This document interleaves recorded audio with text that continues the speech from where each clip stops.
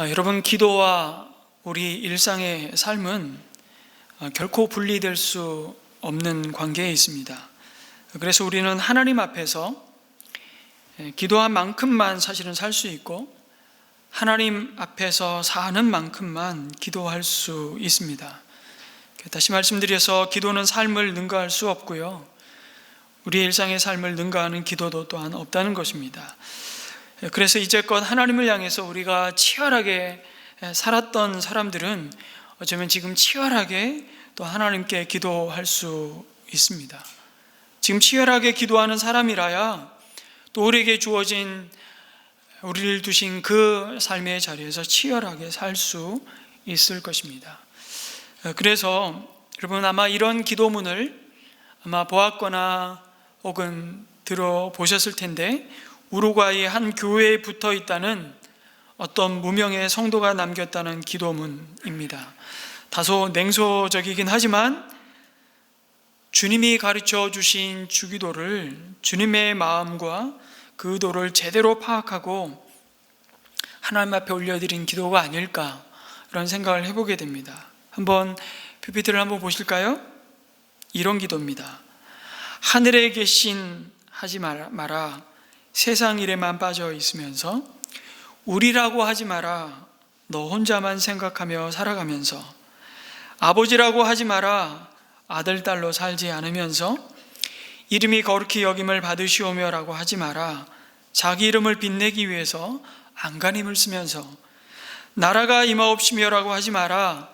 물질 만능의 나라를 원하면서 뜻이 하늘에서 이루어진 것 같이 땅에서도 이루어지이다라고 하지 마라. 내 뜻대로 되기를 기도하면서 오늘날 우리에게 일용할 양식을 주옵시고라고 하지 마라. 죽을 때까지 먹을 양식을 쌓아두려 하면서 우리가 우리에게 죄 지은 자를 사하여 준 것 같이 우리의 죄를 사하여 주옵시고라고 하지 마라. 누군가에게 아직도 앙심을 품고 있으면서 우리를 시험에 들게 하지 마옵시고라고 하지 마라. 죄 지을 기회를 찾아다니면서 다만 악에서 구하옵소서라고 하지 마라. 악을 보고도 아무런 양심의 소리를 듣지 않으면서 아멘이라고 하지 마라.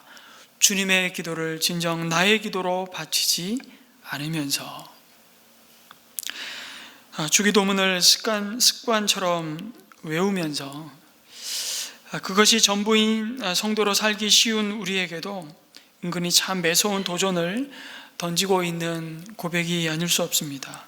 그래서 우리는 주기도문을 얼마나 순교의 제물로 드리고 있는지 모른다, 마틴 루터가 이렇게 고백을 했는데요, 그 이야기는 주기도문의 가운데 기도를 빼면 뭐가 되죠? 주문이 됩니다. 그러니까 마치 주기도문을 그냥 의례적으로 예배 마치면 우리 주기도문하고 마칩시다 라고 하는 형식으로 드리는 그런 용도로 사용하고 있는, 그래서 순교의 제물이 된다고 표현한 것이 아닐까. 그런데 그 주님이 가르쳐 주신 주기도문은요, 우리의 삶에, 아주 일상의 삶에 하나님의 나라가 임하고 그곳에 하나님의 뜻이 우리의 삶을 통해 어떻게 이루어질 것인지를 아주 구체적이고 소상하게 가르쳐 주고 있습니다. 우리가 받은 은혜의 복음의 핵심을 사실은 주기도문은 다 담고 있습니다. 그래서 우리는 새해 첫 한 주간을 보내면서 이 주님의 기도를, 주님께서 우리에게 가르쳐 주신 주기도를 나의 기도로, 나의 기도를 주기도로 드리기 위해서 우리 삶을 다시 한번 이 주기도로 가르쳐 주신 그 하나님의 마음 가운데, 말씀 가운데 우리 삶을 비춰 보고 싶습니다. 여러분, 늘 우리가 평생 이 질문을 아마 드리면서 하나님 앞에 예배자로, 기도자로 나아가고 또 그 답을 우리는 하면서 하나님 앞에 기도하리라 생각합니다. 그 질문은 과연 기도가 무엇일까라는 질문입니다. 여러분은 기도가 무엇이라고 생각하십니까? 나름 다 답을 가지고 있어요. 그리고 이미 들은 풍월이 있습니다. 기도가 무엇입니까?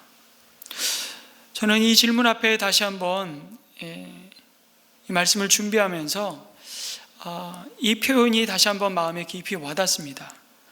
기도는 조율입니다. 조율이라는 것이 뭡니까? 튜닝한다 그러죠. 기준음의 모든 악기의 음을 맞추는 것입니다. 여러분, 예를 들면 오케스트라 연주하기 전에 모든 악기가 어떤 악기의 기준음을 잡을까요? 그것은 상식인데, 오보에 라음의 A음의 기준을 맞춥니다. 그게 기준음이에요. 왜 하필이면 그 많은 악기 중에 오보에가 A음을 삐 불면 모든 악기가 일사불란하게 그 음에 맞출까요?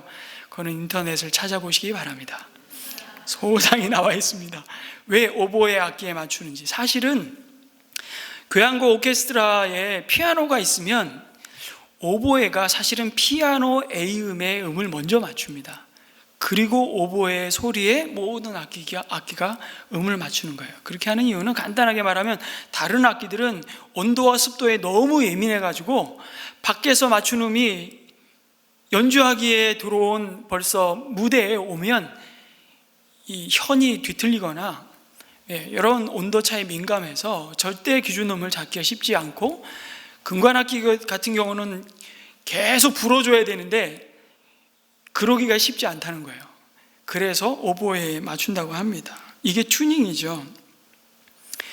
무슨 말씀 드리고 싶은 거냐면 우리 삶도 마찬가지라는 겁니다. 무엇을 기준음으로 삼고 살고 있느냐, 그것이 너무 우리에게 중요합니다. 돈이 내 인생의 기준음인 사람들은요, 아마 모든 것을 이것이 나에게 이익이 될 것인가 아니면 손해인가를 가지고 따질 것입니다. 명예나 권세를 내 인생의 기준으로 삼고 사는 사람들도 마찬가지입니다. 먹고 사는 즐거움이 내 인생의 기준음인 사람들은 뭘 해도 재밌어야 됩니다. 지루하고 재미없는 데는 가지 마라, 그 사람들의 철칙이죠. 그런데 그리스도인은, 하나님의 사람은 무엇을 기준음으로 삼고 사는 사람들일까요? 바로 하나님의 마음을 기준음으로 삼고 사는 자들입니다. 그리고 그 기준음에 우리의 마음을, 우리의 삶을 맞추어 가는 것이 바로 기도라고 가르칩니다. 기도한다는 것은 그래서 하나님의 마음을 기준음으로 삼고 내 마음을 거기에 따라 조율하는 것입니다. 하나님의 뜻을 기준음으로 삼고 그 하나님의 소원과 뜻을 나의 소원 삼는 것, 그 자리가 바로 기도의 자리입니다. 그런데 문제는 뭐냐면 많은 사람이 잘못된 기준음을 가지고 여전히 기도한다는 것입니다. 그 모습을 반면교사로 보여주시는 말씀이 주님이 가르쳐 주신 주기도를 말씀하시기 전에 앞서서 먼저 주셨던 메시지입니다. 그리고 나서 뭐라고 말씀하시냐면 그러므로 너희는 이렇게 기도하라고 말씀하시는 거예요. 여러분, 그러므로라는 말은요, 그 말이 이어질 때는 뭔가 앞에 이유를 말씀하시고 뒤에 그 원인에 따른 결과를 말하는 것입니다. 그래서 예수님이 이렇게 기도를 가르쳐야 하는 이유가 앞에 설명되어 있다는 것이죠. 그 내용이 바로 제자들이 본받지 말아야 할 기도의 모습이었습니다. 두 가지를 말씀하시는데, 그러니까 우리가 지금 잘못된 기준음을 따라 기도를 하고 있는 모습이 무엇인지를 보여주시고 그 자리에서 돌아서야만 비로소 우리는 바른 기도의 삶으로 나아갈 수 있다고 말씀하십니다. 그 잘못된 기준점을 가진, 그래서 예수님이 본받지 말라고 말씀하신 기도자의 모습이 무엇입니까? 첫째는 유대인들의 잘못된 기도라고 하십니다. 누구의 기도요? 유대인들의 기도. 제자들이 다 유대인들이었습니다. 제자들이 본받지 말아야 하는 기도, 그것은 곧 외식의 기도였습니다. 외식하는 기도가 무엇입니까? 이 말씀에 벌써 다 설명을 해주셨습니다. 사람에게 보이기 위한 경건을 추구하는 기도입니다. 여러분, 유대인들 가운데는요, 자신의 거룩함을 입증하려는 그런 잘못된 동기에서 기도하려고 했던 사람들이 참 많았습니다. 대표적인 사람들이 바리새인들이었습니다. 많은 사람이 모이는 장소, 오늘 말씀해 보니까 회당과 큰 거리 모퉁이에 어떻게 해서요? 서서 그들은 기도한다고 얘기합니다. 유대인들의 기도의 제스처는 이렇습니다. 두 팔을 앞으로 쫙 벌리고요, 높이 들면서 기도하는 겁니다. 광장에서, 시장에서, 회당의 한복판에서. 무슨 얘기입니까? 누가 보아도 저 사람은 지금 기도하고 있구나 라는 것을 단박에 알아볼 수 있도록 기도한다는 거죠. 그러나 여러분, 오해하시면 안 되는 것이, 지금 예수님이 말씀하시는 것이 공개된 그런 장소에 서서 하는 기도는 모두가 잘못된 기도라고 이해하시면 안 됩니다. 우리가 시장 바닥에 서서 기도를 하면 그건 잘못된 거고, 은밀한 골방에 들어가서 해야만 바른 기도라고 말씀하시는 것이 아니에요. 자꾸 핵심을 놓치면 안 됩니다. 장소가 문제가 아닙니다. 지금 주님이 너희들은 기도할 때 여기서 기도해야 한다는 것을 가르치고 있는 것이 아닙니다. 어떤 모습으로, 어떤 자세로 기도하는가를, 어떤 방법으로 기도를 하는가를 가지고 말씀하시는 게 아닙니다. 그렇게 기도하는 너희의 의도가, 그 기도의 동기가 무엇인지를 말씀하시고 있는 겁니다. 그런데 유대인들이 기도하는 동기와 목적이 무엇이라고요? 사람에게 보이려고 하는 것입니다. 그들의 기도의 기준점은 무엇입니까? 사람들의 인정과 칭찬과, 그리고 그 칭찬을 통해서 자기의 만족을 얻는 것입니다. 그게 깊이 들여다보면 유대인들의 기도의 동기였다는 것이죠. 자기 영광을 구하는 것이었습니다. 여러분, 영광은 오직 하나님에게만 속한 것입니다. 그래서 주님이 가르쳐 주신 주기도를 마칠 때 뭐라고 마치죠? 사실은 처음 부분과 마지막 분이 햄버거처럼, 이렇게 샌드위치처럼 이렇게 돼 있는 구조입니다. 주기도문은 하늘에 계신 우리 아버지여, 그리고 마지막에 나라와 권세와 영광이 아버지께 영원히 있사옵나이다. 그리고 도장 찍는 거예요. 아멘. 그리고 나머지 가운데 들어가 있는 패드는요, 더블버거 같아요. 세 가지는 하나님 청원이라고, 당신 청원이라고 부르고, 세 가지는 우리의 필요를 간구하는 우리 청원의 내용이 나옵니다. 그게 주기도문의 구조입니다. 그런데 바리새인, 특별히 유대인들의 기도는 뭐라고요? 자기 영광을 구하고 있다고요.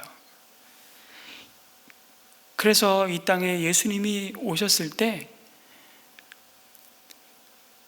이 외식하며 자기 영광을 구하는 바리새인들을 향해서 그렇게 참 독한 말을 예수님이 내뱉으셨어요.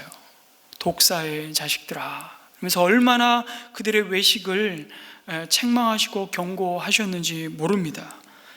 이 사람은 사람들에게 감동을 줄 수 있는 참 매력적인 기도를 할 수 있었을지는 모르지만 하나님은 못 알아들으십니다. 그의 기도는 평상시에 사용하지 않는 굉장히 아름다운 언어들로 말잔치를 벌였던 것 같습니다. 여러분, 유대인들은요, 이미 그들이 오랜 기도의 전통 가운데 카디쉬 혹은 18번 축복 기도라는 아주 장황하고 긴 기도문들이 있었어요. 어려서부터 그걸 달달달 외웠던 사람들입니다. 주기도문은 이 짧기라도 하죠. 근데 그거와 비교할 수 없는 기도문으로 하루에 몇 번이요? 적어도 3번 하나님 앞에 기도하는 사람들이었습니다. 그런데 그 기도가 하나님과는 관계가 없다고, 일상적이고 진실한 자신의 솔직한 감정들은 꼭꼭 묻어두고 감추고 접어두고 기도를 위해 따로 만들어낸 감정을 마치 잡으면서 거룩한 목소리를 내기 위해 애썼던 사람들입니다. 그래서 이런 농담이 있습니다. 어떤 사람이 물에 빠져 유대인이 죽어가면서 하나님께 살려달라고 기도했는데도 결국 익사하고 말았답니다. 하늘나라에 가서 하나님께 여쭸더니 하나님이 이렇게 유대인에게 대답하십니다. 아, 그게 너였니? 처음 듣는 목소리여서 모르는 사람인 줄 알았다.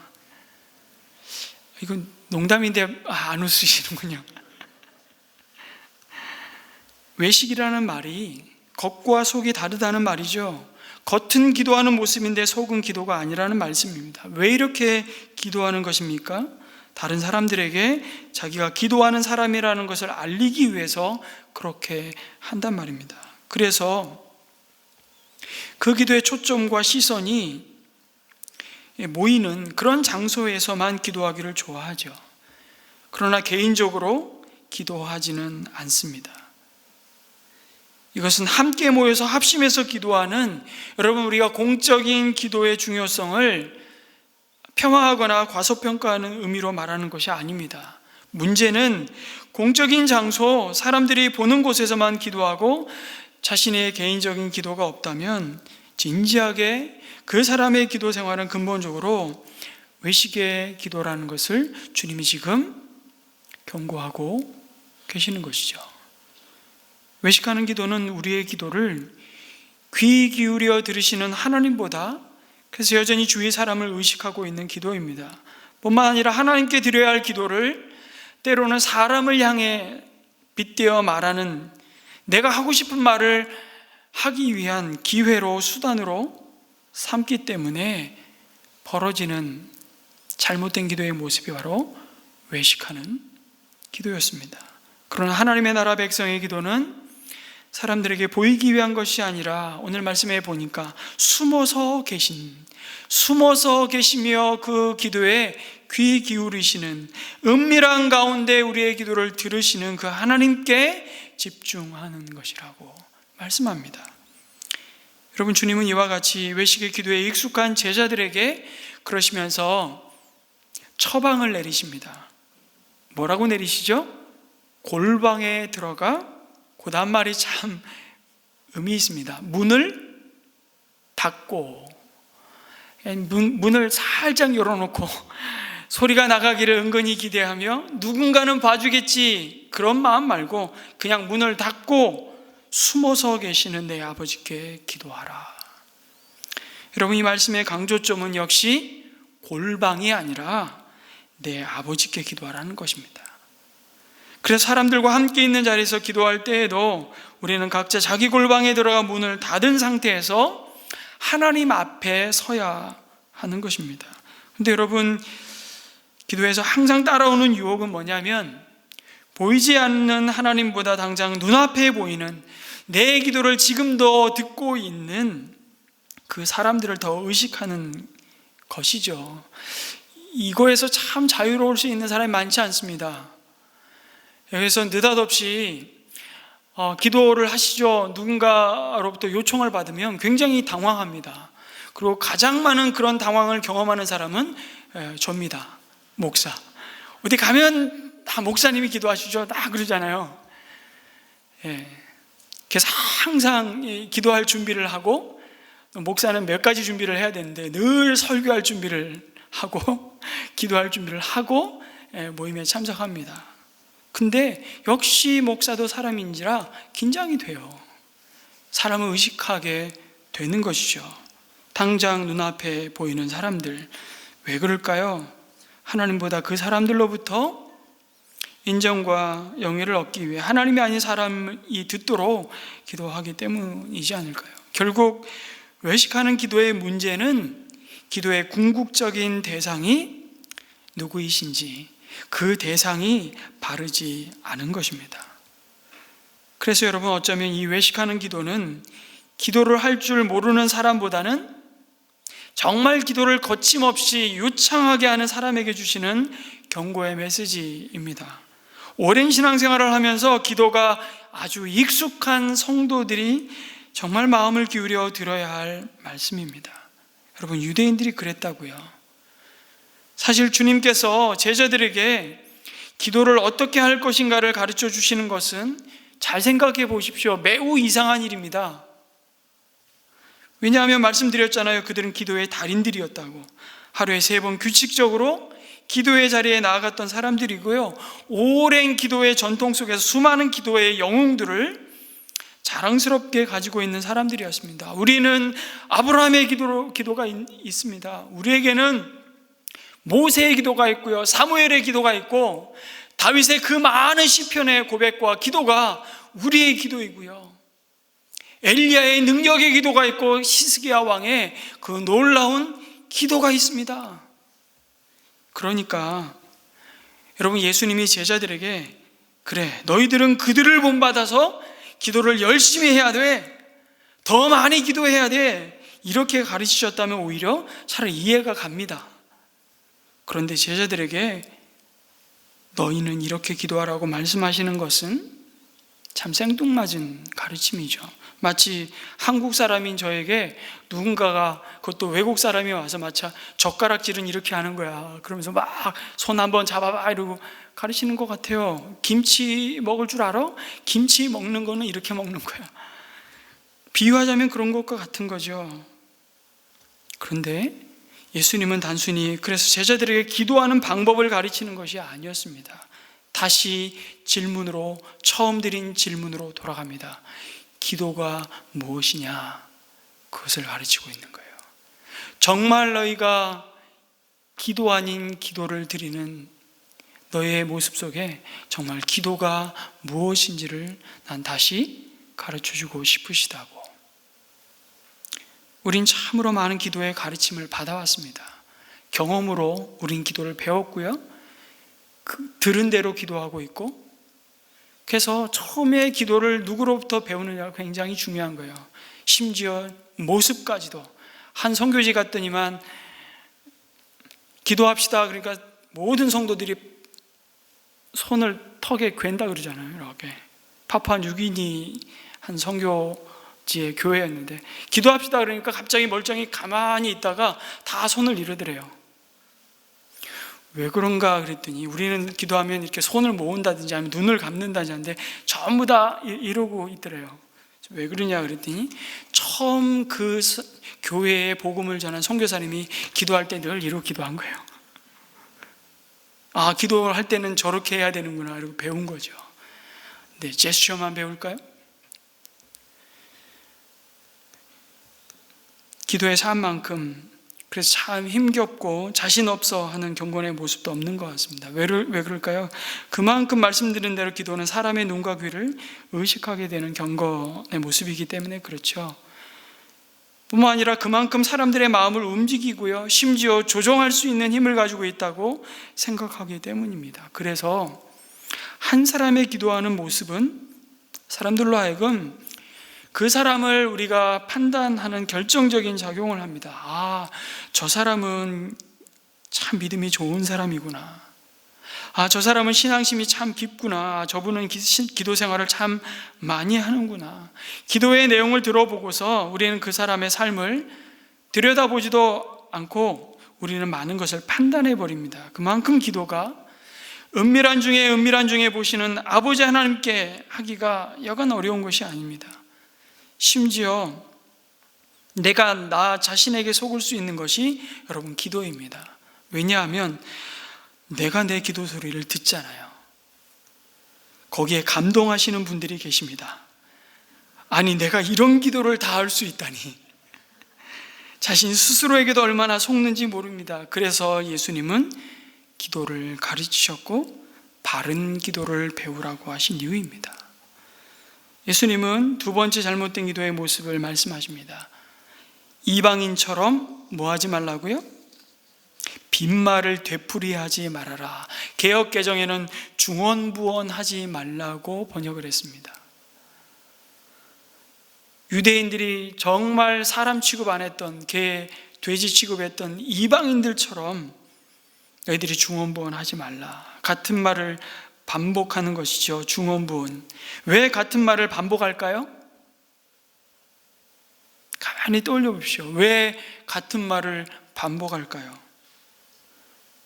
반복 기도가 기도를 효험 있게 해준다고 생각하기 때문입니다. 그것은 자신이 사용하는 방법을 신뢰하는 것이죠. 뿐만 아니라 기도는 말을 많이 해야 들으시는 것으로 착각합니다. 주님이 그렇게 설명하고 계시잖아요.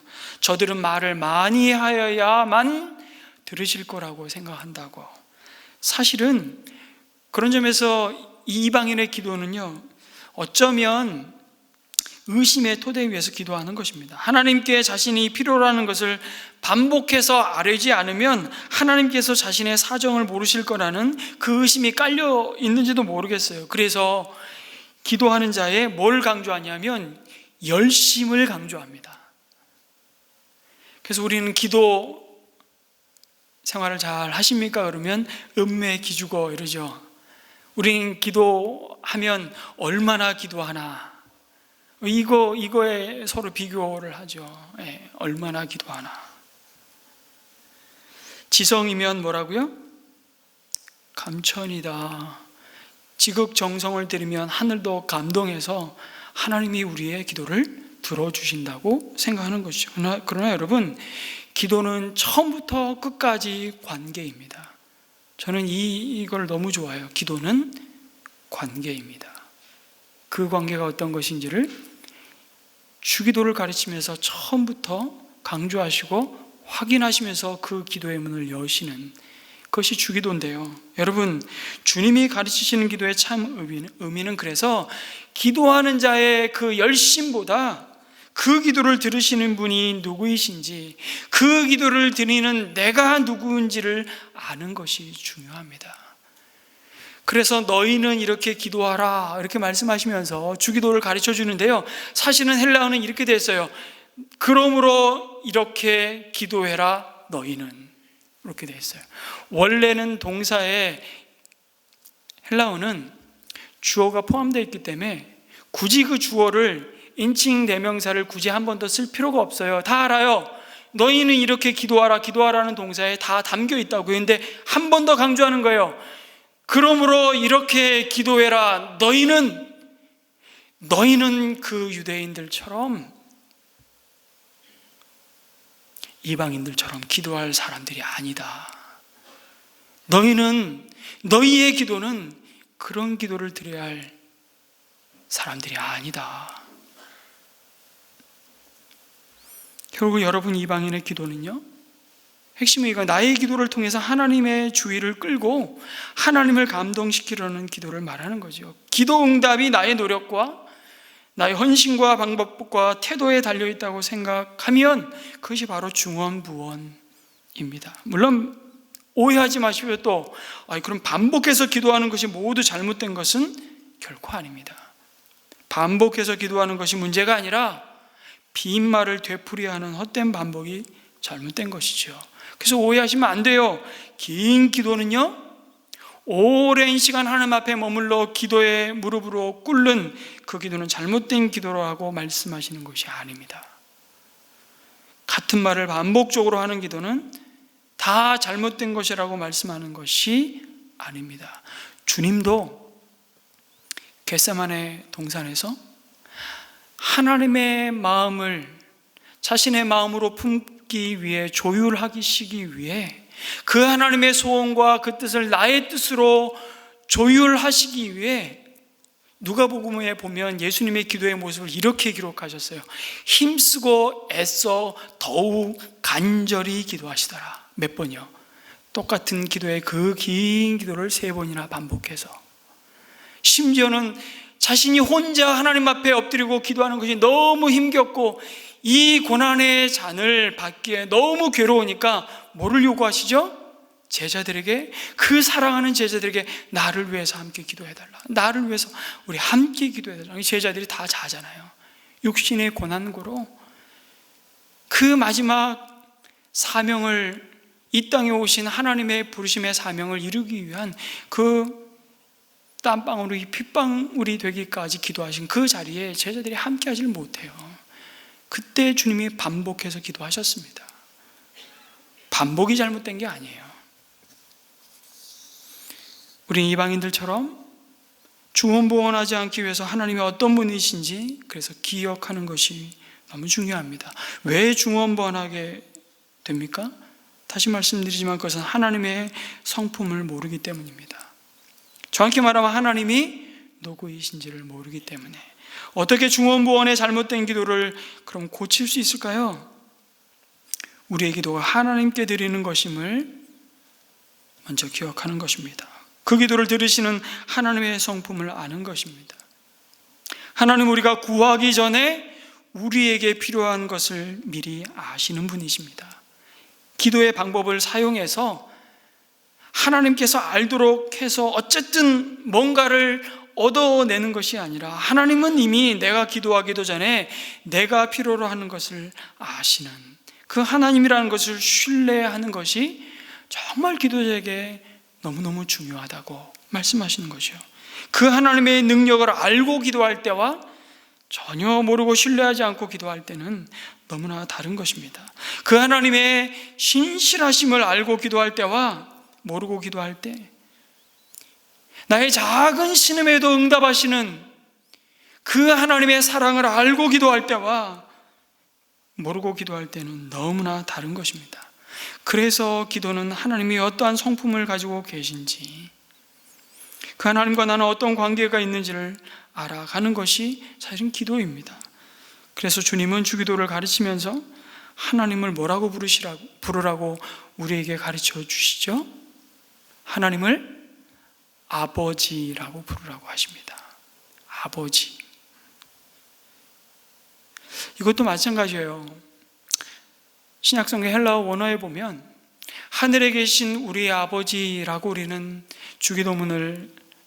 기도를 시작합니다. 그런데 헬라어는 이렇게 되어 있어요. 아버지, 그 부름으로 시작을 합니다.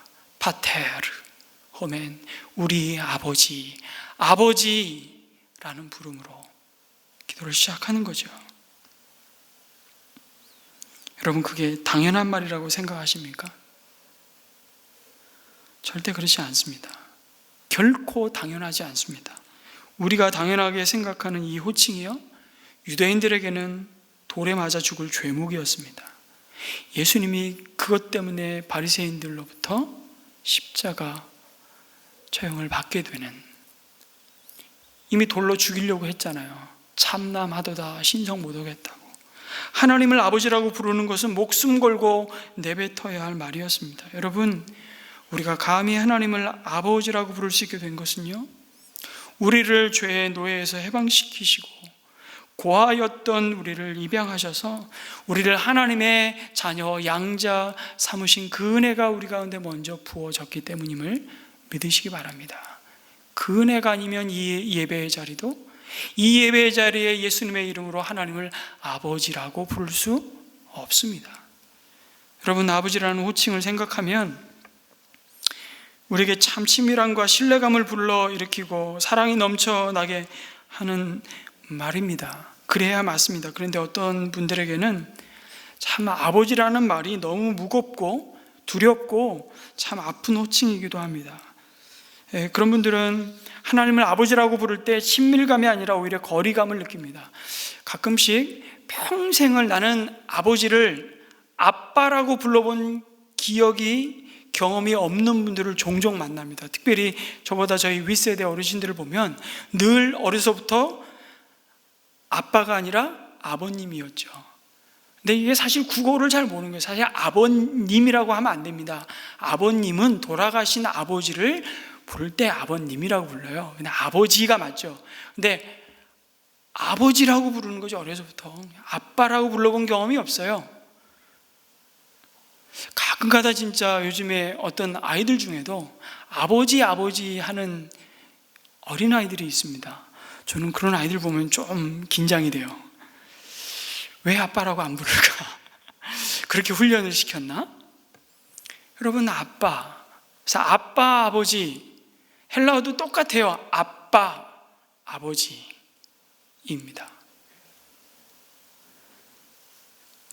왜 거리감을 느낄까요? 육신의 아버지 때문이죠.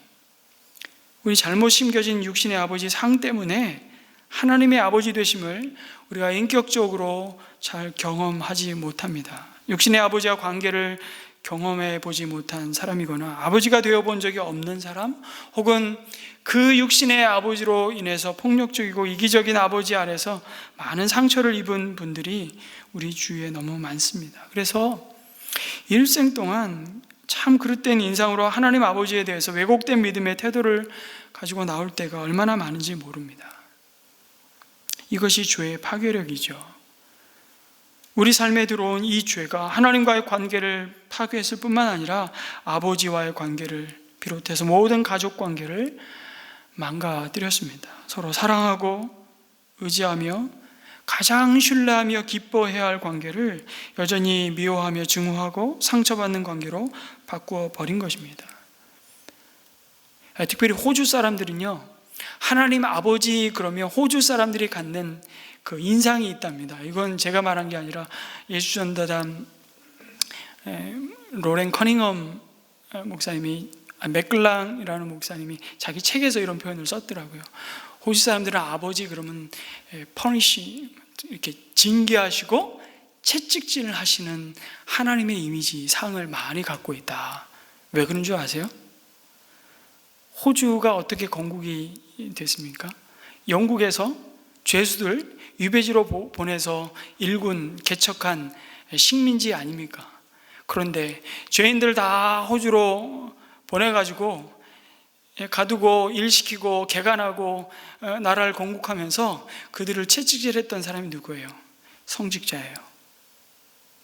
그래서 그들은 하나님 아버지 그러면 그냥 잘못하면 그냥 바로 퍼니시먼트하는, 징계하시는 두려운 하나님, 너무 우리와 멀리 계신 하나님으로 인식하는, 그것이 참 세대와 세대를 이어져 왔다는 걸 제가 글을 한번 읽으면서 야, 이럴 수도 있구나, 깊이 박혀 있는 거죠. 우리 민족에게도 그런 영향들이 있습니다. 유교적인 기독교, 여기서 오는 이 아버지에 대한 관계를 설정하는데 우리는 굉장히 어려움을 갖죠. 육신의 아버지의 형상 안에서 하나님 아버지의 형상을 발견하는 것이 참 어렵고 때로는 불가능하기도 합니다. 그래서 아버지에 대한 너무 안 좋은 기억과 상처가 있는 분들은, 이것도 시비 걸면 곤란한데, 하나님 아버지 그러지 말고 하나님 어머니 그래. 부성과 모성을 다 가지고 계신 하나님. 여러분, 전 세계 138개국의 젊은이들을 대상으로 아주 희한한 설문조사를 하나 했는데요, 그 설문 중에 질문 하나가 뭐냐면, 세상에서 가장 아름다운 단어가 무엇입니까? 당신에게는 세상에서 가장 아름다운 단어가 무엇입니까? 라는 질문을 했는데 1위가 뭐였을 것 같아요?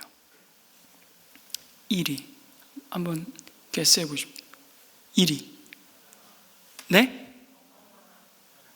답이 나왔어요. 바로 나오네요. 1위는 엄마였습니다. 엄마. 우리 아빠들 그 다음 기대되시죠? 엄마가 1위예요. 1위. 2위는 좀 우리가 생각 잘 못하는 단어일 것 같습니다. 이게 자그마치 138개국 젊은이들 대상으로 한 설문조사니까 1위는 엄마예요. 2위는 열정이었습니다. 패션, 열정. 3위가 스마일, 미소였습니다. 웃어주는. 4위가 답이 나왔어요. 사랑이었습니다. 4위가 세상에서 가장 아름다운 단어. 이쯤 되면 이제 아빠들 긴장하시죠? 아빠는 몇 위였을 것 같습니까? 예? 없을 것 같아요. 너무 자존감이 낮으신 것 같아요. 70위권 바뀌었답니다.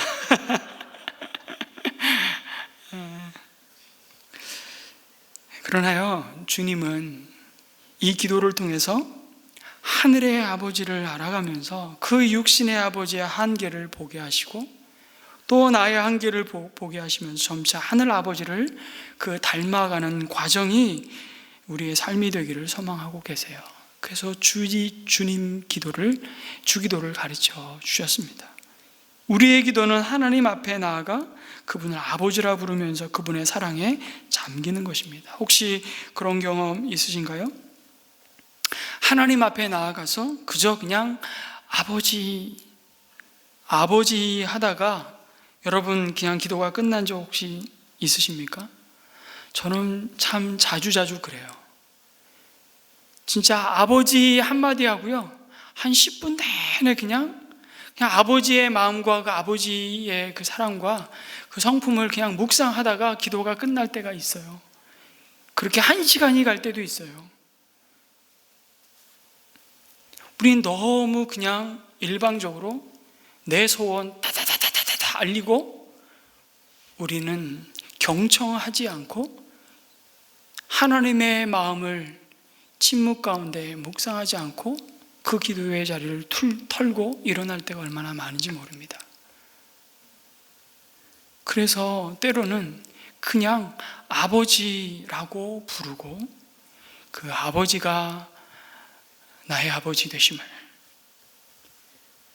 우리의 기도를 귀 기울여 들으시는 그 대상이 누구이신지를 아는 참된 지식과 그 믿음 가운데 세워지는 경험이 그 어떤 기도보다도 중요하다는 것을 가르쳐 주십니다. 예수님은 그의 사랑하는 제자들이 기도를 통해서 그래서 가장 먼저 누리기를 원하시는 복이 있다면 바로 이것입니다. 하나님은 나의 아버지이십니다. 내가 지성과 정성으로 하나님을 감격시키지 않아도, 대단한 희생을 치르지 않아도 천지의 주인이신 하나님이 단지 나의 아버지이시기 때문에 내 기도를 들으신다는 것입니다. 이 기도는 이 관계를 끊임없이 상기하는 것입니다. 그래서 하나님이 감쪽같이 사라진 것처럼 느낄 때에도 흔들림 없이 기도하는 사람을 사단은 가장 싫어한다는, 두려워한다는 말이 있습니다. 왜냐하면 그는 하나님이 나의 아버지이심으로 내 기도를 들으실 것이라고 믿는 사람이기 때문이라고. 우리가 아버지라고 부르는 하나님은 우리가 무엇을 구하기 전에 이미 우리에게 있어야 할 것을 다 알고 계신 아버지이십니다. 믿으십니까? 아멘. 그래서 아버지께 기도하는데 여러분, 왜 화려한 미사역으로 아부를 떨겠습니까? 아버지를 설득하고 감동시킬 필요가 여러분 있겠습니까? 저희 자녀들이요, 제가 감사하게도 교회에 제 목양실이, 사무실이 있으니까 느닷없이 문을 열고 들어옵니다. 아빠, 오늘 가방이 너무 무거워. 아빠 올 때 가방 가져오세요. 며칠 전에는 너무 추워요. 낮에 막 바람이 불고 너무 추우니까 갑자기 들어와서 제가 말씀 준비하고 있는데, 아빠 못 걸어가겠어, 태워주세요. 아니, 집이 어디라고. 엎어지면 고다갈 텐데 태워달라는 거예요. 그냥 무조건 들어와서 그냥 태워달라는 거예요. 근데 여러분, 그 자녀가 교회 사무실에 전화를 해가지고 오늘 제가 윤만서 목사님을 만나야 되는데 혹시 면담이 가능할까요? 연락을 하고 문의를 했다면 비참한 거죠. 속상한 거죠. 이건 제가 하나님 앞에 통탄하고 회개할 기도의 제목이 되겠죠. 여러분, 그렇게 밀고 막목 안에 들어와도 너무 이쁜 거죠. 그 자녀는 내가 그 자녀의 아버지이기 때문에, 아빠이기 때문에. 이게 하나님이 우리를 향해서 기도를 가르치시면서 가장 먼저 가르쳐 주신 내용입니다. 내가 지금 엎드려 기도하는 이 기도를 들으시는 나 하나님이 누군지 아니? 바로 내가 너의 아빠야.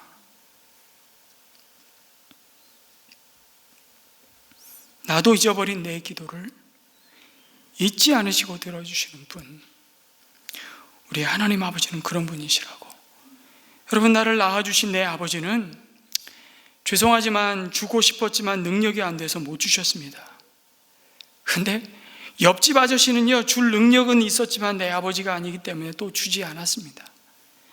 그런데 우리 하나님은 주실 능력도 주고 싶은 뜨거운 사랑도 있으시기 때문에 우리는 기도할 수 있는 것입니다.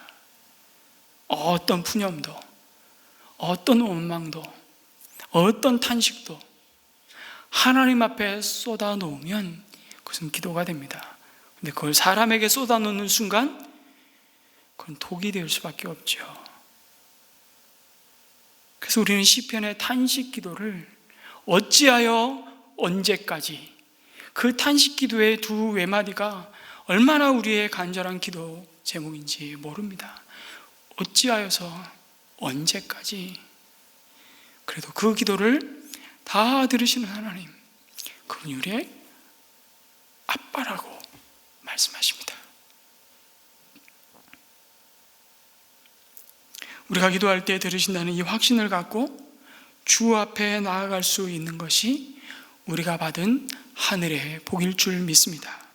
바로 이 하나님 아버지의 마음을 알아가는 것이 외식과 중언부언하는 이 기도 아닌 기도를 그만두는, 멈추는 가장 중요한 기도의 태도입니다.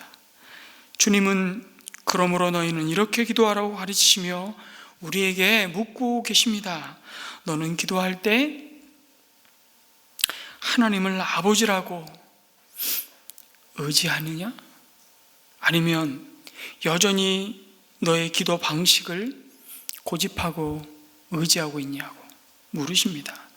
그래서 주님이 가르치시는 기도에서 가장 먼저 우리가 붙들어야 할 메시지는, 우리의 기도는 누구에게 하고 있는 것인가? 이것을 분명히 가르치신 주님의 그 가르침 앞에 우린 반응해야 되는 것이죠. 그렇게 예수님은 주기도를 통해서 우리의 삶을 하나님의 마음으로 조율해 가고 계십니다. 이번 한 주간도, 아니 올 한 해가 이 조율하심 가운데 하늘의 복을 풍성히 받고 누릴 뿐만 아니라 그 은혜를 또 나누는 그런 하늘의 복으로 가득하기를 주님의 이름으로 축복합니다. 아멘.